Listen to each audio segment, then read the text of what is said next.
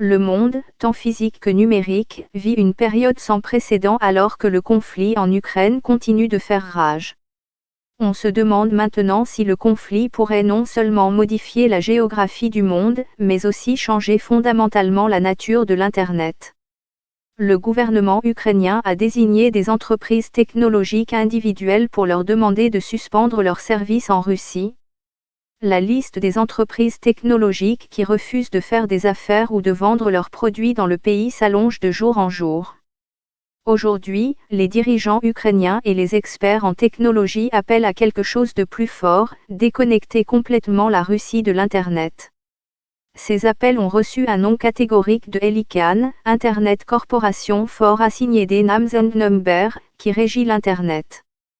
Il lui a été demandé de révoquer les domaines de premier niveau russes tels que RU, ainsi que les certificats SSL, Secure Socket Layer, ou certificats numériques comme on les appelle en anglais.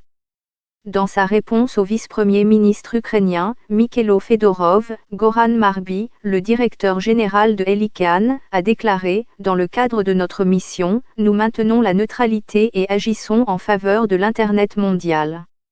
Notre mission ne s'étend pas à la prise de mesures punitives, à l'émission de sanctions ou à la restriction de l'accès à l'Internet à des segments de la société, quel que soit le type de provocation. » Le groupe de protection de la vie privée numérique électronique Frontier Foundation, F, est l'une des nombreuses organisations qui ont soutenu cette position.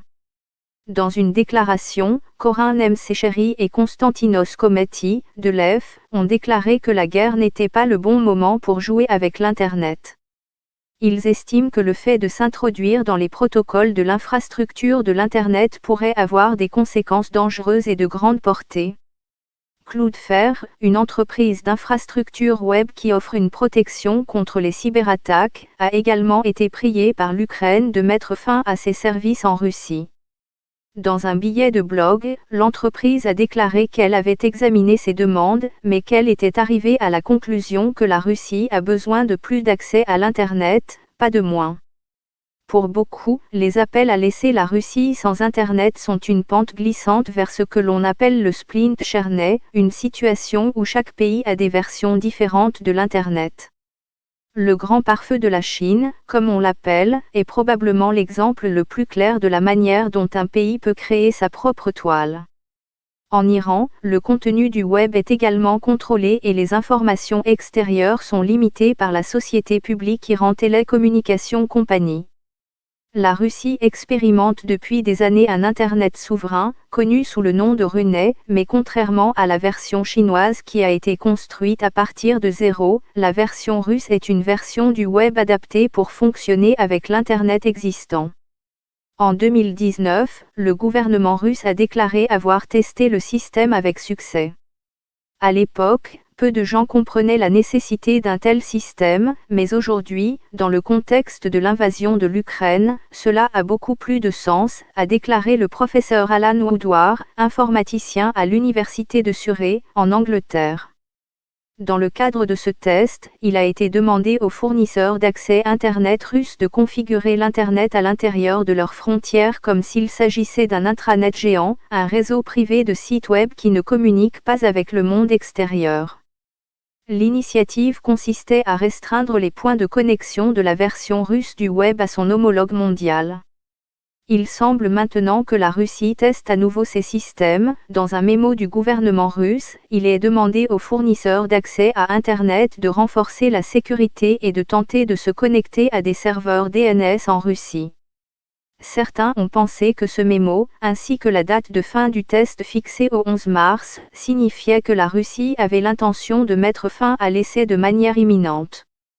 Le professeur Woodward considère qu'il s'agit d'un nouveau test pour voir s'ils sont prêts. Il s'agit plutôt d'un appel de la Russie à ses fournisseurs d'accès à Internet pour qu'ils se préparent, qu'ils fassent des copies locales du DNS, l'annuaire de l'Internet, et qu'ils fassent des versions locales des logiciels tiers qui proviennent de serveurs situés hors de Russie, comme JavaScript. Depuis lors, la Russie a démenti toute intention de s'en séparer, affirmant que le test visait à protéger les sites web russes contre les cyberattaques étrangères.